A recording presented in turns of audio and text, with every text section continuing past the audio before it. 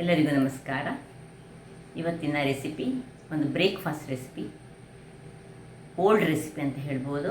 ಅದನ್ನು ನಾನು ಸ್ವಲ್ಪ ಅದಕ್ಕೆ ನ್ಯೂ ಟ್ವಿಸ್ಟ್ ಕೊಟ್ಟಿದ್ದೇನೆ. ಏನು ಹೇಳಿದರೆ, ಈ ಇನ್ಸ್ಟೆಂಟಾಗಿ ಆಗಾಗಲೇ ಈಗ ಪುಡಿಗಳು ಹೇಗೆ ಸಿಗ್ತದೆ ಅವುಗಳನ್ನು ಉಪಯೋಗಿಸಿ ಮಾಡುವಂತಹದ್ದು.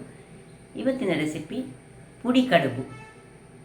ಹೆಚ್ಚಾಗಿ ಹಿಂದಿನ ಕಾಲದಲ್ಲಿ ಕಡ್ದು ಮಾಡ್ತಿದ್ದರು ಅಕ್ಕಿಯನ್ನು, ಬಟ್ ನಾನು ಈ ಅಕ್ಕಿ ಪುಡಿಯನ್ನು ಉಪಯೋಗಿಸಿ ಮಾಡಿದ್ದೇನೆ. ಅದು ಸಹ ಪತ್ರಿ ಪುಡಿಯನ್ನು ಉಪಯೋಗಿಸಿ ಮಾಡಿದಂತಹ ಒಂದು ರುಚಿಕರವಾದ ಕಡುಬು. ಹಾಗಾದರೆ ಯಾರೆಲ್ಲ ನನ್ನ ಚಾನಲನ್ನು ನೋಡ್ತಿದ್ದೀರಿ, ಯಾರೆಲ್ಲ ಇನ್ನು ಸಬ್ಸ್ಕ್ರೈಬ್ ಮಾಡಿಲ್ಲ, ದಯವಿಟ್ಟು ಸಬ್ಸ್ಕ್ರೈಬ್ ಮಾಡಿ, ಸಪೋರ್ಟ್ ಮಾಡಿ ಅಂತ ಹೇಳ್ತಾ ಬನ್ನಿ ಯಾವ ರೀತಿ ಈ ಒಂದು ಕಡುಬನ್ನು ಮಾಡುವುದೆಂದು ನೋಡೋಣ. ನಮಸ್ತೆ ಮಿತ್ರರೇ, ಇವತ್ತು ಒಂದು ಇನ್ಸ್ಟೆಂಟ್ ಆದ ಪುಡಿ ಕಡುಬು ಮಾಡೋಣ. ಇದು ಪತ್ರಿ ಪುಡಿ ಅಂತ ನಾವು ಏನು ಕರಿತೇವೆ ಅದನ್ನು ಯೂಸ್ ಮಾಡಿ, ಅಕ್ಕಿ ಹುಡಿಯನ್ನು ಯೂಸ್ ಮಾಡಿ ಸಹ ಮಾಡ್ಕೊಳ್ಬೋದು, ಅಥವಾ ನಾವು ಕಡುಬು ಮಾಡಿ ಸಹ ಮಾಡ್ಬೋದು. ಈಗ ಮೊದಲಿಗೆ ನಾನು ಇನ್ಸ್ಟೆಂಟ್ ಕೂಡಲೇ ಮಾಡಬೇಕಿದ್ರೆ ಸ್ವಲ್ಪ ಉಪ್ಪನ್ನು ಹಾಕ್ಕೊಳ್ಳೋಣ. ಇದನ್ನು ಕುದಿಸಿ ಮಾಡಲಿಕ್ಕಿಲ್ಲ. ನೋಡಿ, ಇಲ್ಲಿ ಸ್ವಲ್ಪ ಉಪ್ಪನ್ನು ಹಾಕ್ಕೊಂಡೆ ನಾನು. ಉಪ್ಪನ್ನು ಹಾಕ್ಕೊಂಡು ಸ್ವಲ್ಪ ನೀರನ್ನು ಹಾಕ್ಕೊಂಡು, ನಿಮಗೆ ಎಷ್ಟು ಮಂದಿ ಇದ್ದೀರಿ ಆ ಪ್ರಕಾರ, ಮನೆಯಲ್ಲಿರುವ ಜನರ ಪ್ರಕಾರ ನಾವು ಈ ಒಂದು ಕಡುಬನ್ನು ಮೊದಲಿಗೆ ತಯಾರಿಸ್ಕೊಳ್ಳೋದು. ನೋಡಿ, ನೀರನ್ನು ಹಾಕ್ಕೊಂಡು, ಇದು 1 kg ಪತ್ರಿ ಪುಡಿಯ ಪ್ಯಾಕೆಟ್. ಸುಲಭ ಆಗ್ತದೆ ಮತ್ತು ರುಚಿ ಸಹ ತುಂಬ ಚೆನ್ನಾಗಿ ಬರ್ತದೆ. ಅಥವಾ ನಾವು ಅಕ್ಕಿಯನ್ನು ಕಡ್ದು ಸಹ ಮಾಡ್ಕೊಳ್ಬೋದು. ಹಾಗೆ ಮಾಡಿದರೆ ಸಹ ಈ ಒಂದು ಪುಡಿ ಕಡುಬು ತುಂಬ ಚೆನ್ನಾಗಿ ಬರ್ತದೆ. ಬಹಳ ಟೇಸ್ಟಿಯಾದ ಈ ಕಡುಬನ್ನು ಮಾಡೋಣ. ನಾನೀಗ ಇನ್ಸ್ಟೆಂಟಾಗಿ ಕೂಡಲೇ ಸುಲಭ ರೀತಿಯಲ್ಲಿ ಮಾಡೋಣ.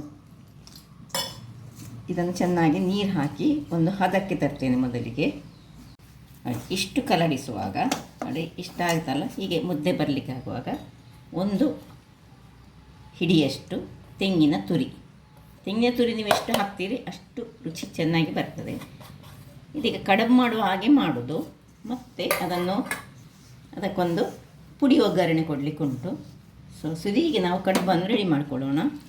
ಸ್ವಲ್ಪವೇ ನೀರನ್ನು ಹಾಕ್ಕೊಂಡು ಗಟ್ಟಿಯಾಗಿ, ಏನು ಬಿಸಿ ನೀರಲ್ಲ, ಇದು ತಣ್ಣಗಿನ ನೀರನ್ನೇ ಹಾಕೊಳ್ಳೋದು. ಇಲ್ಲಿ ನಾನು ಸ್ಟೀಮರನ್ನು ಸಹ ಇಲ್ಲಿಗೆ ರೆಡಿ ಮಾಡಿಟ್ಕೊಂಡಿದ್ದೇನೆ.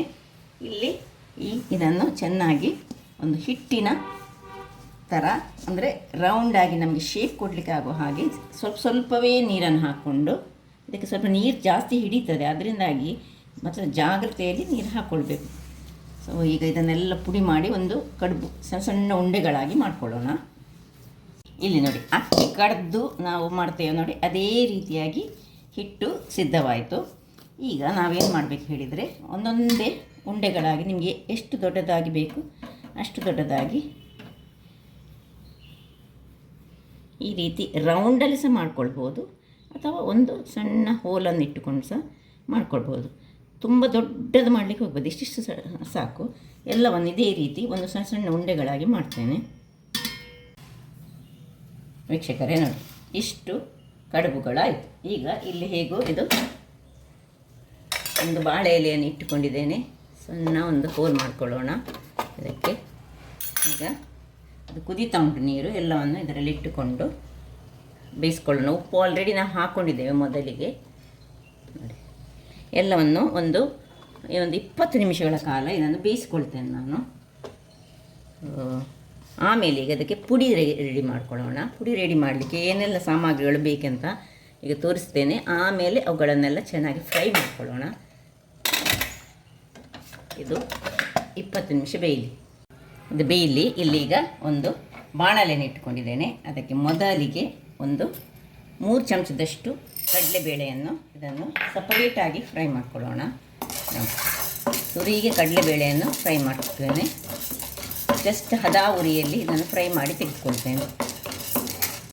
ನೋಡಿ, ಇಷ್ಟು ಸಣ್ಣ ಉರಿ ಇಟ್ಟುಕೊಂಡಿದ್ದೇನೆ. ನೋಡಿ, ನಾನು ಉರಿಯನ್ನು ಸಣ್ಣದಾಗಿ ಇಟ್ಟುಕೊಂಡು ಒಳ್ಳೆ ರೋಸ್ಟ್ ಆಗಬೇಕಿದು. ಇದನ್ನೀಗ ತೆಗೆದುಕೊಳ್ಳೋಣ. ಇದರಲ್ಲಿ ಈಗ ಒಂದು 2 ಚಮಚದಷ್ಟು, ಅದು 3 ಚಮಚ ಆದರೆ ಇದು 2 ಚಮಚ ಸಾಕು. ಅಥವಾ ನೀವು ತುಂಬ ಮಾಡಿ ಇದರ ಪೌಡರ್ ಮಾಡಿಟ್ಟುಕೊಂಡ್ರೆ ಯಾವ ಟೈಮ್ನಲ್ಲಿ ಬೇಕಿದೆ ಸಹ ಹೀಗೆ ಒಂದು ಈ ಕಡುಬು ಮಾಡಿ ಅದನ್ನು ಅದರಲ್ಲಿ ಮಿಕ್ಸ್ ಮಾಡಿಕೊಂಡು, ಅಂದರೆ ಒಗ್ಗರಣೆ ಕೊಟ್ಟುಕೊಂಡು ನಾವು ತಿನ್ಬೋದು. ಈಗ ಇದು ಫ್ರೈ ಆಗಲಿ. ಇದಾಯಿತು. ಕರಟಿಸಿದರೆ ಇದು ಒಳ್ಳೆಯದಾಗೋದಿಲ್ಲ. ಸೊ ಹದಾ ಉರಿಯಲ್ಲಿ ಎಲ್ಲವನ್ನು ಮಾಡ್ಕೊಳ್ಬೇಕು. ಈಗ ಕಡಲೆ ಕಡಲೆಯನ್ನು ಇದರಲ್ಲಿ ಫ್ರೈ ಮಾಡ್ಕೊಳ್ಳೋಣ. ಇದು ಹಾಗೆ 2 ಚಮಚದಷ್ಟು ಕಡಲೆ ಸಾಕು. ಸೊ ಇದನ್ನು ಸಹ ಹಾಗೆ ಹದ ಉರಿಯಲ್ಲಿ ಸ್ವಲ್ಪ ರೋಸ್ಟ್ ಮಾಡ್ಕೊಳ್ಳೋಣ. ಶೇಂಗಾ ಬೀಜ ಸಹ ಆಯಿತು. ಸೊ ಇದನ್ನು ಸಹ ತೆಗೆದುಕೊಳ್ತೇನೆ. ಇನ್ನು ಇದರಲ್ಲಿ ನಾವು ಮೆಣಸು, ನೀವು ಎಷ್ಟು ನಿಮ್ಮ ಖಾರಕ್ಕೆ ತಕ್ಕ ಮೆಣಸು, ನಾನೊಂದು ಈಗ 4 ಮೆಣಸು ಅಥವಾ 5 ಮೆಣಸನ್ನು ಹಾಕ್ಕೊಂಡಿದ್ದೇನೆ. ಇದು ಸಹ ಹಾಗೆ ಹದ ಉರಿಯಲ್ಲಿ ಎಲ್ಲ ಡ್ರೈ ರೋಸ್ಟ್ ಇದನ್ನು ಸಹ ಮಾಡ್ಕೊಳ್ತೇನೆ. ವೀಕ್ಷಕರೇ, ಇದು ಮೆಣಸು ಸಹ ಆಯಿತು ನೋಡಿ. ಇದಕ್ಕೆ ತೆಗೆದುಕೊಳ್ಳೋಣ. ಈಗ ಇದರಲ್ಲಿ ನಾವು ಈಗ 2 ಚಮಚದಷ್ಟು ಡ್ರೈ ತೆಂಗಿನ ತುರಿ, ಇದು ಆಪ್ಷನಲ್, ಬೇಕಿದ್ದರೆ ಮಾತ್ರ ನಾವು ಹಾಕ್ಕೊಳ್ಬೋದು, ಇದು ಹಾಕದಿದ್ದು ಸಹ ಮಾಡ್ಕೊಳ್ಬೋದು. ನಾನು ಸ್ವಲ್ಪ ಡ್ರೈ ತೆಂಗಿನಕಾಯಿ, ಅದಕ್ಕೆ ಸ್ವಲ್ಪ ಹಿಂಗು ಹಾಕ್ಕೊಳ್ತಿದ್ದೇನೆ ನೋಡಿ. ಒಂದು ಅರ್ಧ ಚಮಚದಷ್ಟು ಹಿಂಗು, ಅದನ್ನು ಸ್ವಲ್ಪ ಮಿಕ್ಸ್ ಮಾಡಿಕೊಳ್ಳೋಣ. ಅದರೊಟ್ಟಿಗೆ ಚೂರು ಹುಳಿಯನ್ನು ಸಹ ಫ್ರೈ ಮಾಡ್ಕೊಳ್ತಿದ್ದೇನೆ. ಸಾಕಿದನೀಗ ಆಫ್ ಮಾಡ್ಕೊಳ್ತೇನೆ. ಇದರಲ್ಲಿ ನಾವು ಬೇಕಿದ್ದರೆ ಕರಿಬೇವಿನ ಸೊಪ್ಪನ್ನು ಸಹ ಸ್ವಲ್ಪ ಡ್ರೈ ಫ್ರೈ ಮಾಡ್ಕೊಳ್ಬೋದು, ಅದು ಮಾಡಿದರೆ ಸಹ ಪರಿಮಳ ತುಂಬ ಚೆನ್ನಾಗಿ ಬರ್ತದೆ. ಸೊ ಆಫ್ ಮಾಡಿಕೊಂಡು ಇದು ಎಲ್ಲ ಸಹ ತಣ್ಣಗಾಗಬೇಕು. ಎಲ್ಲವನ್ನು ಇಲ್ಲಿ ಇದಕ್ಕೆ ಶಿಫ್ಟ್ ಮಾಡಿಕೊಂಡೆ. ಮತ್ತೊಂದಿಷ್ಟು ಉಪ್ಪನ್ನು ಈ ಬಿಸಿ ಬಾಣಲೆಯಲ್ಲಿ ಹಾಕ್ಕೊಂಡು, ಉಪ್ಪು ಸಹ ಅದರಲ್ಲೇ ಆ ಬಿಸಿ ಬಾಣಲೆಯಲ್ಲಿ ಬಿಸಿ ಆಗಲಿ. ಇಲ್ಲಿ ಎಲ್ಲ ತಣ್ಣಗಾಗಿದೆ. ಈಗ ತೆಂಗಿನಕಾಯಿ ಲಾಸ್ಟಿಗೆ, ತೆಂಗಿನಕಾಯಿ ಇಲ್ಲಿ ಏನೆಲ್ಲ ಮೆಣಸು, ಸುರಿಗೆ ಮೆಣಸನ್ನು ಹಾಕೊಳ್ಳೋಣ. ಮತ್ತು ಇದನ್ನೆಲ್ಲ ಹಾಕಿ ಸ್ವಲ್ಪ ಸುರಿಗೆ ಪಲ್ಸ್ ಮೋಡಲ್ಲಿ ಒಮ್ಮೆ ನಿಧಾನಕ್ಕೆ ಮಾಡಿದರೆ ಆಯಿತು. ಇದನ್ನು ಈಗ ಮಿಕ್ಸಿ ಮಾಡಿ ತರ್ತೇನೆ ಮೊದಲಿಗೆ. ವೀಕ್ಷಕರ ನೋಡಿ, ಇಷ್ಟು ಪೌಡರ್ ಆಗುವಾಗ ನಾವು ಈ ಉಪ್ಪು, ಇದರಲ್ಲಿ ಏನು ಉಪ್ಪನ್ನು ಹಾಕ್ಕೊಂಡಿಟ್ಟಿದ್ದೇವೆ ಇದು ಈಗ ಸಹ ಬಿಸಿ ಉಂಟು. ಕಬ್ಬಿಣದ ಬಾಣಲೆ ಆದರೆ ಹಾಗೆ ತುಂಬ ಹೊತ್ತು ಸಹ ಬಿಸಿ, ಉಪ್ಪು ಸ್ವಲ್ಪ ಬಿಸಿ ಆಗಬೇಕು. ಹುಳಿ ಆಲ್ರೆಡಿ ಬಿಸಿಯಾಗಿದೆ. ಇದು ತೆಂಗಿನ ತುರಿ ಸ್ವಲ್ಪ ಫ್ರೈ ಮಾಡಿದ್ದು ಸಹ, ಇದೆಲ್ಲವನ್ನು ಈಗ ಹಾಕ್ಕೊಂಡು ಒಳ್ಳೆ ಸಾಧಾರಣ ತುಂಬ ಫೈನ್ ಅಲ್ಲ ಪೌಡರ್ ಮಾಡ್ಕೊಂಡು ತರ್ತೇನೆ. ವೀಕ್ಷಕರೇ ನೋಡಿ, ಇಷ್ಟು ಡ್ರೈ ಆಗುವಾಗ ಇದಕ್ಕೆ ಸ್ವಲ್ಪ ಬೆಲ್ಲದ ಪುಡಿಯನ್ನು ಹಾಕಿ ಕೊನೆಗೆ ಒಂದು ಸರ್ತಿ ಗ್ರೈಂಡ್ ಮಾಡಿಕೊಂಡು ತರೋಣ. ವೀಕ್ಷಕರೇ ಇಲ್ಲಿ ನೋಡಿ, ಇದೇ ಚಟ್ನಿ ಪುಡಿ. ಇದನ್ನು ಬೇರೆ ಬೇರೆ ರೀತಿಯಲ್ಲಿ ಮಾಡ್ತಾರೆ. ಸೊ ಇದನ್ನು ತುಂಬ ಪ್ರಮಾಣದಲ್ಲಿ ಮಾಡಿ ನಾವು ಗಾಜಿನ ಬಾಟ್ಲಲ್ಲಿ ಹಾಕಿಟ್ಟರೆ ಯಾವಾಗ ದೋಸೆ ಮಾಡುವಾಗ ಇದೊಂದು ಸೂಪರ್ ಗನ್ ಪೌಡರ್ ಅಂತ ಇದಕ್ಕೆ ಕರೀತಾರೆ. ಸೊ ಇದೀಗ ರೆಡಿ ಮಾಡಿ ಇಟ್ಟುಕೊಂಡ್ರೆ ಈ ಒಂದು ಕಡುಬು ಮಾಡಲಿಕ್ಕೆ ಬಹಳ ಸುಲಭ. ಇಲ್ಲಿ ಈಗ ಇದು ಆಯಿತು, ಇದನ್ನು ಆಫ್ ಮಾಡ್ಕೊಂಡಿದ್ದೇನೆ.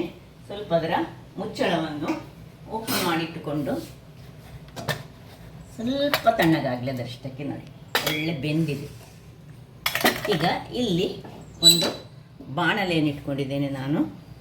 ಬಾಣಲೆಗೆ ಅದು ಬಿಸಿ ಆಗುವಾಗ ಅದಕ್ಕೊಂದು ಸ್ವಲ್ಪ ತೆಂಗಿನ ಎಣ್ಣೆ ಬಿಸಿ ಆಗಲಿ. ಇದು ಬಿಸಿ ಆಗುವಾಗ 1 ಚಮಚದಷ್ಟು ಸಾಸಿವೆ, ಇನ್ನು ಸಣ್ಣದಾಗಿ ಕತ್ತರಿಸಿದಂತಹ ಕಾಯಿಮೆಣಸು ಸಾಕ್ತದೆ ಅಥವಾ ಹೀಗೆ ರೆಡ್ ಚಿಲ್ಲಿ ಸಾಕ್ತದೆ ಸಣ್ಣದಾಗಿ ಹೀಗೆ. ಇನ್ನು ಚೂರು ಉದ್ದಿನ ಬೇಳೆ, ಒಂದು ಎಳೆಯದಾದ ಕರಿಬೇವಿದ್ದರೆ ಬಹಳ ಒಳ್ಳೆಯದು, ಅದನ್ನು ಹಾಕ್ಕೊಳ್ಳೋಣ.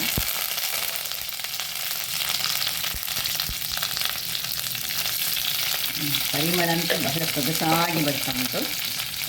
ಈಗ ಏನು ನಾವು ಪ್ರಿಪೇರ್ ಮಾಡಿದ್ದೇವೆ ಈ ಪೌಡರನ್ನು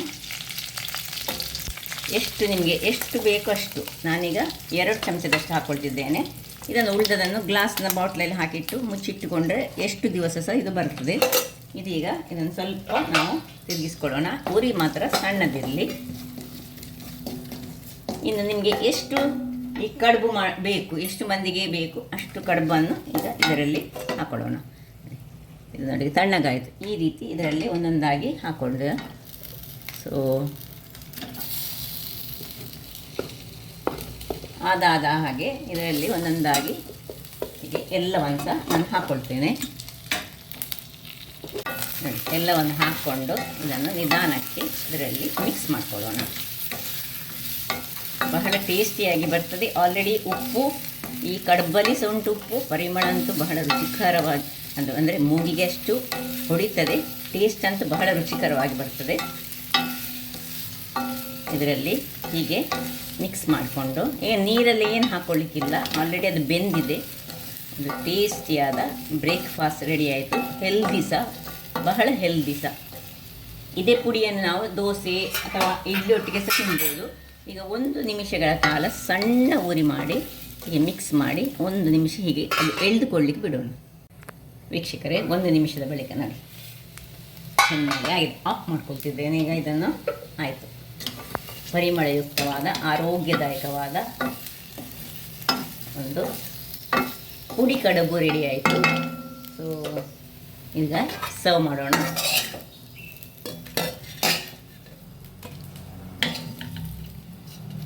ಹೀಗೆ ಬಂದಿದೆ ನೋಡಿ. ಟೇಸ್ಟ್ ಸಹ ಹಾಗೆ ಬಹಳ ಅದ್ಭುತವಾಗಿರ್ತದೆ. ಒಮ್ಮೆ ನಿಮ್ಮ ಮನೆಗಳಲ್ಲಿ ಮಾಡಿ ಅಂತ ಹೇಳುತ್ತಾ, ನೋಡಿದರಲ್ಲ ನನ್ನ ಈ ಬೋಳೂರು ಸುವರ್ಣ ಚಾನಲ್ ನಿಮಗೆ ಇಷ್ಟ ಆದರೆ ದಯವಿಟ್ಟು ಲೈಕ್ ಮಾಡಿ, ಹೈಪ್ ಮಾಡಿ ಹಾಗೂ ಸಬ್ಸ್ಕ್ರೈಬ್ ಮಾಡಿ. ಧನ್ಯವಾದಗಳು.